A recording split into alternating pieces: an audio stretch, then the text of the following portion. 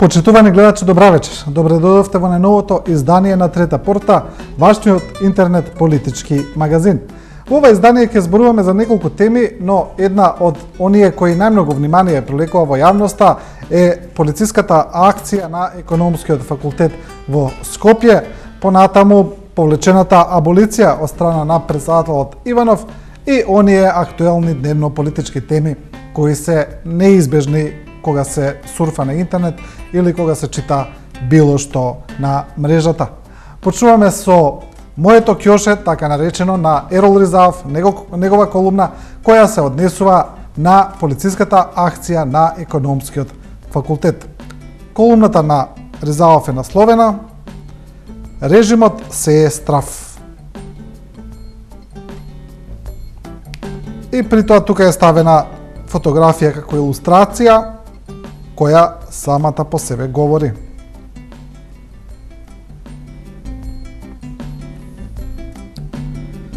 Власта многу рано годинава ја отвори сезоната на предизборни закани со сеење страв, пишува Ризаов. Стариот испробан метод на собирање поени со пожемна пресметка против корупција и криминал во добро познатиот стил "Држте го крадецот" почна од Универзитетот Свети Кирил и Методи.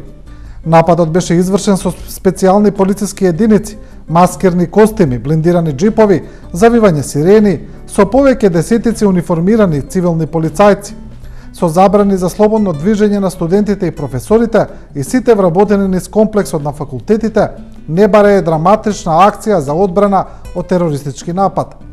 Предизборното застрашување на граѓаните тргна од Економскиот факултет со филмска демонстрација на лов на универзитетски професори, со претресување на нивните кабинети, автомобили и станови и со многу дезинформации, шпекулации по провладените медиуми, со однапред подготвени специјални ТВ емисии и изјави за големата корупција и со жалби на неидентификувани студенти за неподносливо ниво на подкуп за оценки. Тоа го пишува Ризаов.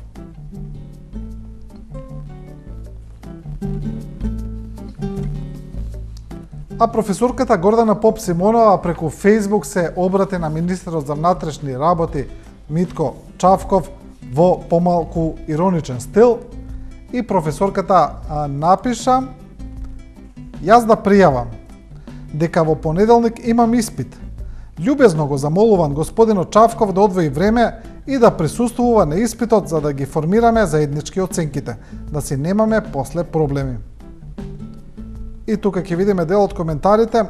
Професорката јасно алудира на информацијата дека еден од осомничените е осомничен, дека на студент му пишал 6, иако тој таа 6 не ја заслужувал.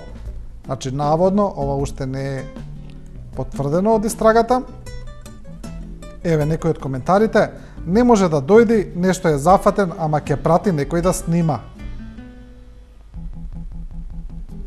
Еве уште еден: "Значи, ако ме бутнеш на испит, ќе се жалам кај Чавков."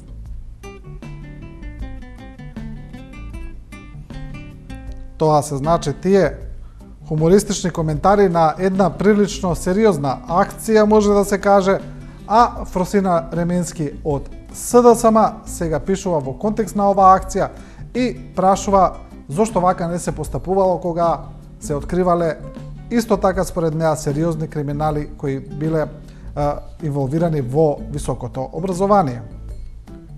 Ременски пишува: "Да не забораваме дека бивши и сегашни функционер магистрираа и докторираа од позиција на носители на високи државни и полициски функции.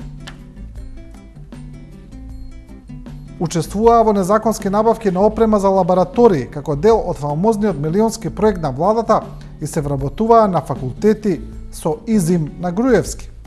Тоа не е тргување со влијание како облик на корупција или тоа е во ред? Првиот момент кога се премолчи тој притисок и се поставија сервилни ректори што го заборавија значењето на универзитетот во демократските општества, требаше да биде сигнал дека никој нема да биде поштеден." И тука еве има еден коментар: "Не се само политичари кои магистрираа, туку целата гарда на Груевски со се четврто оделение станаа магистри со лажни дипломи. Тоа е еден од коментарите под постот на Ременски. А Дарко Јаневски, главниот и одговорен уредник на Дневник, повторно ја критикува опозицијата и СДСМ, вели дека веднаш ја нападнале полициската акција, а не требале тоа да го направат. Јаневски пишува: Вашите деца не плаќаат за испит, нели? Неиздржани СДСМ, па акцијата на МВР ја квалификува како казна за непослушноста на факултетот. Се разбира, никој од загрижените професори, ниту пак од СДСМ има дете што платило 500 или 1000 евра. Нивните деца, ако воопшто учат овде, завршуваат со знаење зашто од Господ им е предодредено да бидат умни, паметни и се разбира работливи. Нивните деца учат 24/7. Ниту пак за некој од тие деца на одбраната класа постои сомневање дека му било барано малку секс, не многу, само малку. Оти тие работи не се резервирани за професорските или за деца од СДСМ. Тие се приземни нешта што се однесуваат на стоката во наводници, на они од планините, од провинцијата. Такви ни доаѓаат овде и сакаат да поминат испит, и не може, се знае како оди тоа. Наместо од СДСМ да прашаат зошто во овие 10 години ова е прва ваква посериозна акција, тие се обидуваат да вметнат клин. Тоа го пишува Дарко Јаневски. А откако во јавноста излегува информации дека еден од осомничените во акцијата е професорот Таки Фити, кој е воедно и председател на Македонската академија на науките и уметностите, тој ја демантира информацијата со образложение дека никој не го контактирал за било каква истрага. Со оглед на тоа дека еден од медиумите кои ја објави оваа информација е Плюс Инфо, сега главниот и одговорен уредник Бранко Геровски му одговара на професорот Фити, но во одговорот има и една вметната провокација. Насловот на одговорот на Геровски е: Кон излезот професоре драг. Но да се разбереме добро, Фити е угледен професор на еден од нашите најпознати факултети. Не е вчерашен. Беше министер за финансии. Тој сега е член и председател на МАНУ. Го паметиме и од времето кога беше промотор на книгата Кон излезот на магистер Никола Груевски, за која ќе рече дека е квалитетна студија за странските директни инвестиции. Со други зборови, списокот на неговите молчаливи колеги, другари и пријатели, на кои тој сега има право и треба да им се лутие долг. Јас сум само тој што ја објави лошата вест, самарот по кој се удира кога не се може поатот.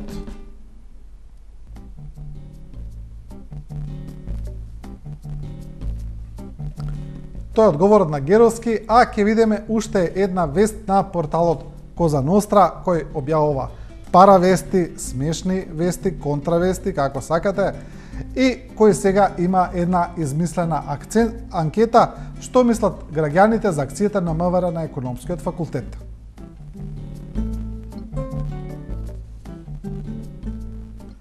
Прашањето е: полицијата уапсе неколку професори од Економскиот факултет, каков е вашиот став околу тоа? И имаме одговори. Тодор Николов, лихвар во пензија. Не е убаво тоа, тие луѓе не се криви што сме толку задужени. Василка Темоска, раскажувачка на турски серии. Срамота, толку школувани луѓе се бавеле со криминал, не е лесно денес да се најде поштен човек како премиерот Груевски. Дејан Василев, дилер на фалс дипломи за средно. Слушнав дека барале од 600 до 1000 евра за еден испит. За тие пари ја можам да купам диплома со 180 кредити по ЕКСТ.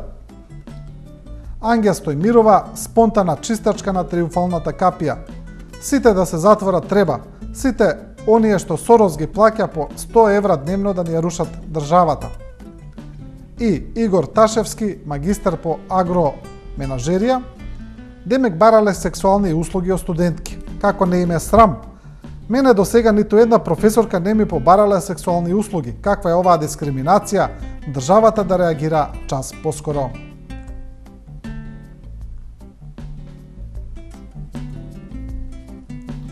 Ете, тоа е таа, морам повторно да кажам, измислена анкета на Коза Ностра, некој да не помисли дека е вистинска. И ќе одиме со уште една вест која е поврзана со оваа акција која е наречена Еразмус. А сега ова е еден текст на порталот Фактор кој прашува дали се работи за битка со професорската мафија или со спин да се покрие бламот со аболицијата. Тој е во насловот на Фактор. Значи се работи за еден поголем текст, една мини анализа и еве еден дел. Многу голема ВМРО-вски професори на факултетите. Многу голема врева се крена во јавноста по се погласните информации дека владата вработува своји кадри на факултетите на УКИМ. Најспецифичен пример беше правниот факултет, каде изминатиот период работи како професори добија поранешниот вице-премиер за евроинтеграција Васко Наумовски, поранешните пратеници на ВМРО ДПМН Александар Спасеновски и Кристина Рунчева, понатаму поранешната секретарка на сега екс-премиерот Никола Груевски. Единствено економскиот факултет остана имун и не ја избра за асистентка поранешната директорка на Фондот за здравство Маја Парнаџиева-Змејкова. Парнаџиева-Змејкова не стана асистент на економски факултет. Ете, тоа е таа анализа и една информација во која во контекст се става и акцијата на економскиот факултет. Продолжуваме со аболицијата на претседателот Иванов, која, како што е позната во јавноста, е целосно сега повлечена. За ова претседателот доби пофални зборови од страна на меѓународната заедница, а еве еден текст кој зборува за тоа што се случуваше околу оваа мерка на претседателот од првиот момент која воведе до делумното повлекување па на крајот до целосното. Ова е, значи, може слободно да се каже, еден ретро приказ на целата постапка со аболицијата. Насловот е Аболиција. Како Иванов се посипа со пепел.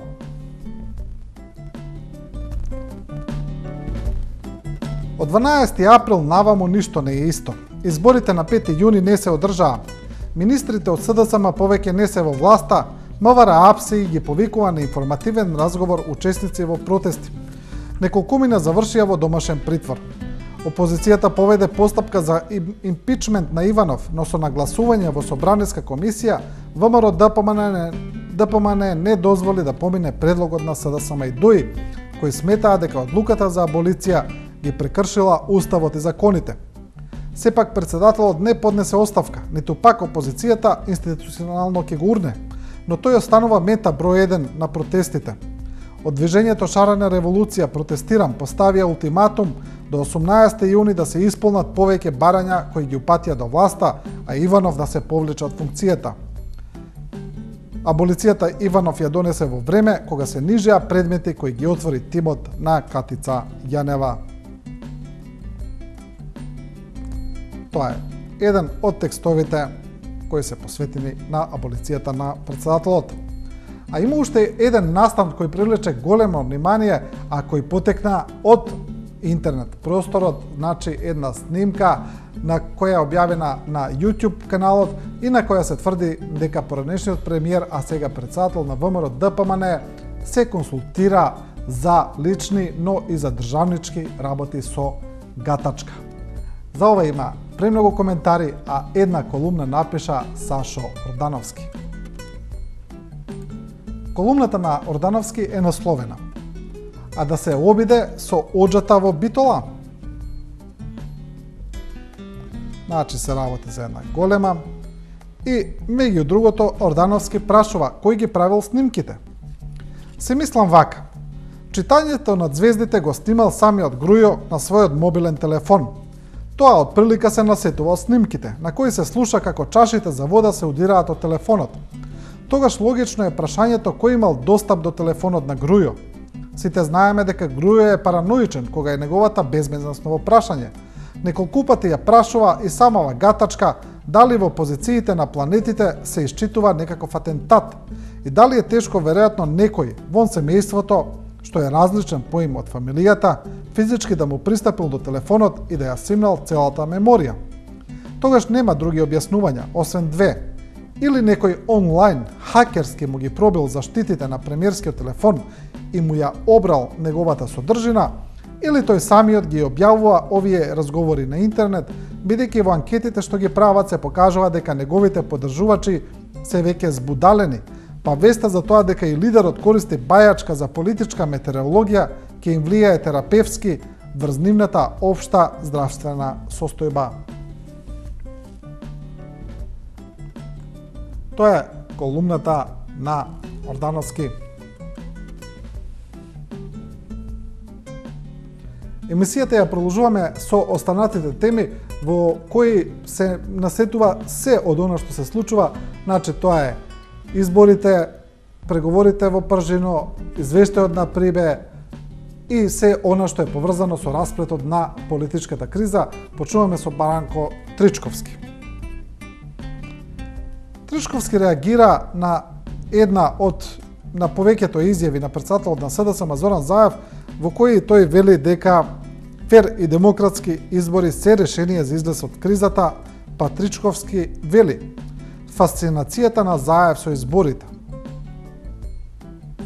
Тој вели дека, еве го Бранко Тричковски на еден од протестите, дека илузорно е да се каже дека изборите сами по себе се решение за кризата. Македонија е евидентна жртва на злосторничко здружување на власта. Изборниот надпревар во таква ситуација го трансферира злото во легална политичка опција со многу сериозни импликации. Во Македонија се можни избори на кои ќе победи СДСМ, но не се можни фер и демократски избори. Треба ли дополнително да аргументирам? Ниту се можни позитивни корелации со тоа што се нарекува политичка криза, независно од исходот. Да не говориме за тоа дека нема никакви гаранции дека евентуална победа на СДСМ ќе значи смена на власта. Да сум на место на злото, јас би одбил да ја предадам власта. Сите би ве прогласил за узурпатори и заговорници и би отишол да играм кошарка со секретарот на Американската амбасада. Значи Зоки, првим правда, па консолидација или обратно, па нов системски амбиент, па избори. Тоа го пишува Тричковски.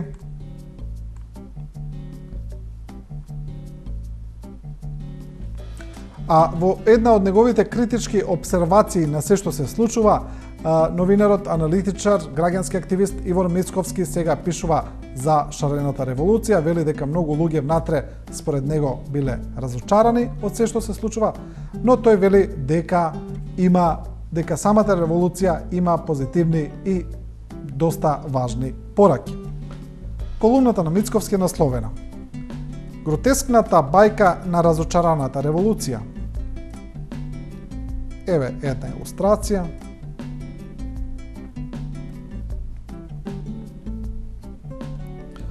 Ако за нешто треба да ја фалиме шарената револуција, тогаш тоа не е само охрабрувањето или губењето на стравот кај голем број граѓани, туку свеста за нужната потреба од шареноликост, од обединет фронт, од учество на граѓаните во политички процеси, од едно движење што преку упорност и постојана правда на конкретно окрупнување нема да им даде мир на владеачките чинители, ниту ќе им остапи хегемонија на опозицијските фактори.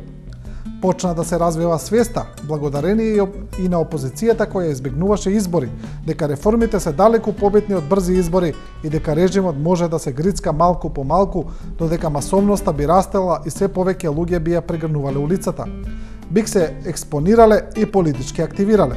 Со други зборови, шарената револуција во која јасно учество има и самата опозиција би послужила за надминување на партиската доминација, би се претворила во нов субјект што има далеку поголем обединувачки капацитет од постојниот партиски блок.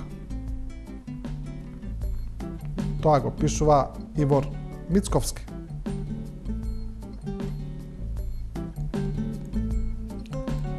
Слободан Најдовски, поранешен пратеник, аналитичар, вели дека членовите на ВМРО ДПМН најмногу треба да го поддржуваат специјалното јавно обвинителство. Еве ги неговите аргументи. Неговата колумна е насловена "Мангупите од редовите на ВМРО ДПМН".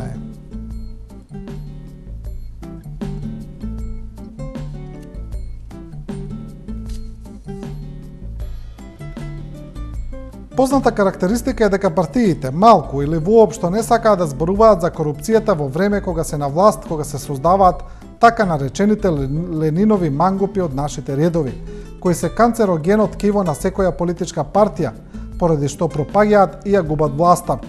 Раководството на партиите, заскривајќи ги поединците, ја уништуваат партијата. Токму тоа им се случуваше во минатото и на партиите во Македонија, а тоа сега и се случува и на ВМРО-ДПМНЕ.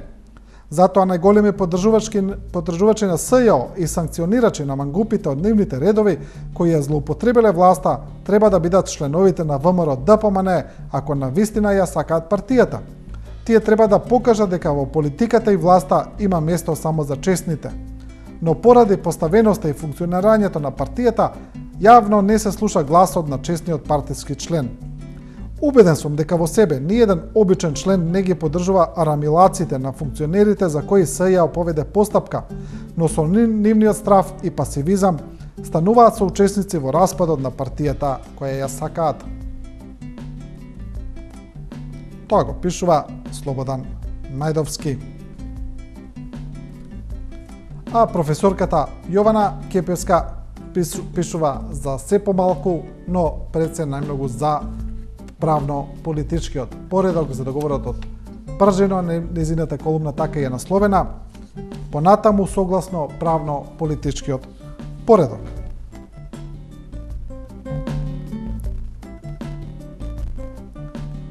Останува сепак потребата да се истигне фактот дека Пржинскиот договор е релевантен само да се надмине оваа политичка криза во општеството, значи во дадениот момент. Севкупните процеси во општеството без оглед на овој или било кој друг договор неодложно мора да се одвиваат согласно уставниот поредок. Без оглед на тоа дали ќе се создаде нов договор во формална смисла или само ќе го определат и спроведуваат во дело објективните претпоставки за развојот на земјата за да се надмине кризата, поидовно е да се ревитализираат нарушените текови во општествениот живот во земјата согласно уставниот поредок, пишува Кепеска.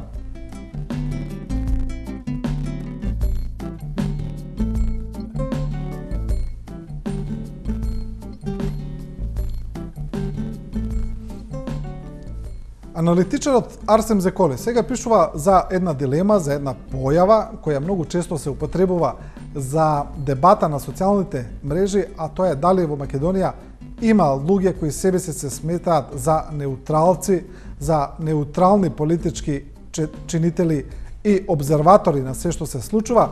Зеколи вели дека тие кои себе се сметаат за неутралци, дека сега се демонизираат токму од оние кои сметаат дека се слободоумни и дека сакаат да ја донесат слободата во Македонија. Колумната на Зеколи е насловена прилично сликовито, иронично, цинично и насловот е јасен што сака да каже. Проклети, погани, дволични, кукавички, предавнички, неутралци. Значи се работи за една долга колумна, но ние поради времето можеме да прочитаме само дел. Пренесено во конкретни рамки на политичката пракса како демонстрација на демагошката осуда на неутралноста, денес и овде се илустрира низ вербалната мимикрија измислена од партиските лаборатории.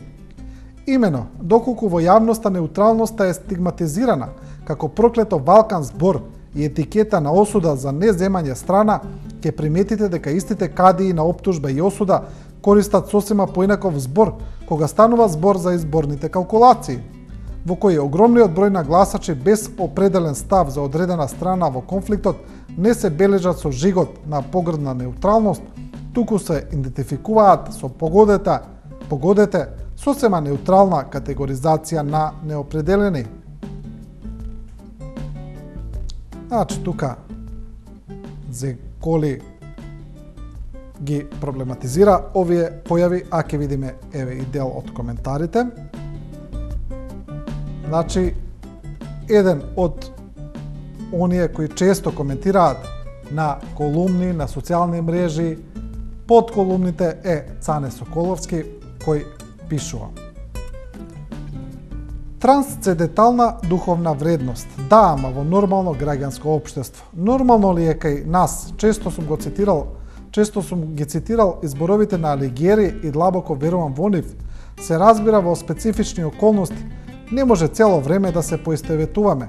Зар малку зборови чувме што јасно не покажуваат девидена монструозност и гнасотија? И јас, господине, не сум опозиција, ниту сакам да бидам. Вие сега вечно употребувате зборови со кои неопределените ги ослободувате од неутралност, зашто по нив се политичките партии. И еве уште еден. Овој читател се согласува со Зоколи, апсолутно точна констатација и маестрална елаборација дека кај нас е поважно да се за некоја партија отколку да се против мафијата. Така беше во 90-тите, така и сега, па затоа и се вртиме во круг. Можеш да бидеш неопределен партиски, ама не можеш да бидеш неутрален кон криминалот. Тоа е тоа што партиите го прават кога јавно се оптужуваат, а тајно се договараат.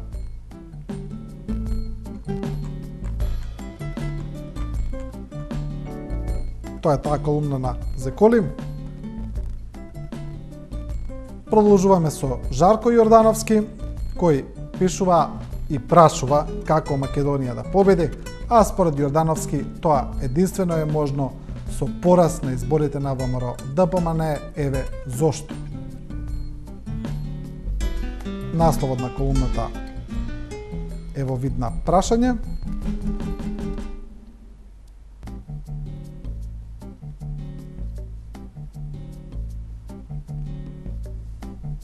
Еве дел од неговата колумна. Здраво, исцелително и нужно за опстанокот на Македонија да се дојде до честен, чист пораст на ВМРО ДПМН по можности на ДУИ. На тие замислени октомвриски, декемвриски или други не толку далечни избори, да дојде до формирање комплетно нова влада која би спровела судска реформа, медиумска реформа и што е најважно, која би ги откочила сите блокади што сега го оневозможуваат специјалното јавно обвинителство да даде одговори на тоа кој како преслушувал, да ги процесуира сите или што е можно повеќе кривични дела што произлегуваат од прислушуваните разговори, сторителите да бидат изведени пред суд и осудени во фер и законска постапка, упатени на заслужените казни, проневерените пари конфискувани, оштетените ги има обештетени и правдата колку толку задоволена, пишува Јордановски.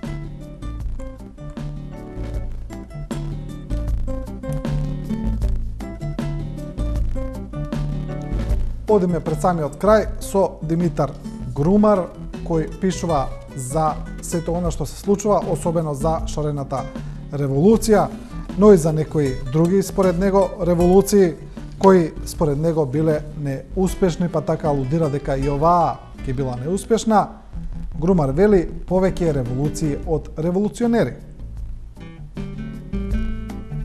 Е насловот.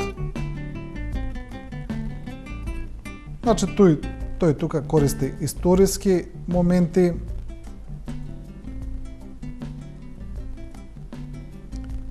Така зариба белата лада и зарипаа револуционерите што пееа бела чао. Како придобивка од пленумската буна пак останаа само многу празни часови на матуранти и пропуштени предавања на студенти. Окупаторот им отвори нови факултети, драстично го поевтини студирањето на истите во споредба со она од пред окупацијата, но слободата не ни донесе ни пленумско востание. Ни остана само споменот и ликовите на едни исти револуционери кои според условите се стечајци, професори, студенти, социјални случаи, хонорарци, пензионери, средношколци. Среќата за успех не си ја пробаа само уште во улога на предшколска возраст. Тоа го пишува Димитар Грумар. И емисијата ќе ја завршиме со социјалната мрежа Facebook со Сашо Коколанов, со негово едно кратко писание кое се однесува на медиумските реформи. Коколанов вели: следна цел на револуцијата. Мартин Протогер да поднесе оставка на местото главен уредник на Сител, Канал 5 и МТВ.